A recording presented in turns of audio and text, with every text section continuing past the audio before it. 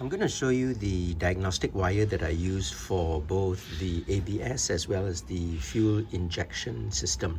So this is the switch. That is just a simple on-off switch, and it is terminated with these crocodile clips. The reason why I have two cables here is because this one is used for the ABS diagnostic. It is a special 2-pin plug, and you need both cables to be connected to the 2-pin plug to plug into the ABS controller, which I'll show a bit later on. This one is for the diagnostic port, which is a single wire for Lucas. And I know that this is located near the fresh air intake. Now, you may have a different position for yours as well, but this is applicable for the 1991, 1992, 1993, and then of course the 1994 convertible models as well. So let me now show you how I can use this setup here to connect to the ABS first, which is this one over here. This is the back of a 3-door, and it's the same for your 4-door as well as your convertible as well.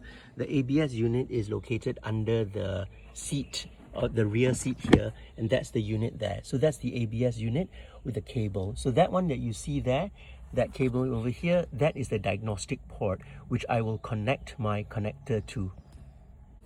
Here you can see my connector cable and the crocodile clip being connected to the connector over there. I'll just focus it for you a bit. Right? You can get that 2-pin connector from an electrical shop, but you can also use 2 paper clips if you like to poke it into that connector over there. And of course the other end of the cable is going to be my switch. Okay, so now I'm going to show you how to get it into diagnostic mode by going to the driver's seat and turning on the ignition. So this is how you read the diagnostic code. You turn off the ignition first, and then the switch that you have, you turn it to on position, okay? And then you turn on the ignition. The anti-lock light will not come on because it's ready to be in diagnostic mode. Then what you do is you switch it to the off position, and then you can see the anti-lock light will flash. Okay, after the first long one, the codes will start. That's 1. That's 2. That's 3. 3. So it's 1, 2, 3, 3. And then after a long flash, the code will repeat itself again.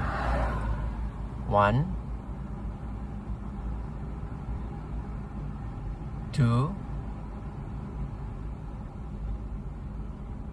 3, 3. Okay? So that's the first code. Now they're all 4 digits, right? So to get to the next code, what you do is you switch it to on. You leave it for about 2.5 seconds or so according to the manual. 2, 3, 4. Switch it to off again. And then after the long pause, flash, you'll see the next code. Now there isn't a next code, so it continuously has these long flashes. It's called 0000, right? That means there's only one fault code here, which is 1233, which I believe is one of the wheel sensors that's at fault. So it's likelihood that the wheel sensor connector is intermittent, or that the wiring inside is intermittent. So we've got to go fix that, and then that should clear the fault codes. So I'm going to try to wiggle the sensor on the wheel on the left hand side, which was a fault code of 1233, and then you might be able to see the warning light flash.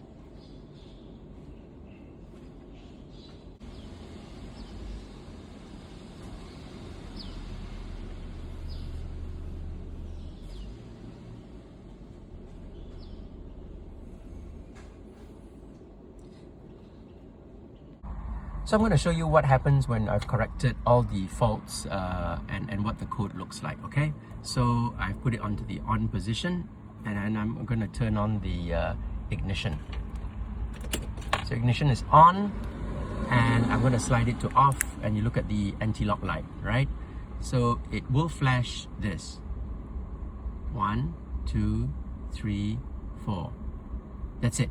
That means 4444 means all the codes have been erased and there are no other codes. So this means that your system is fully functional now.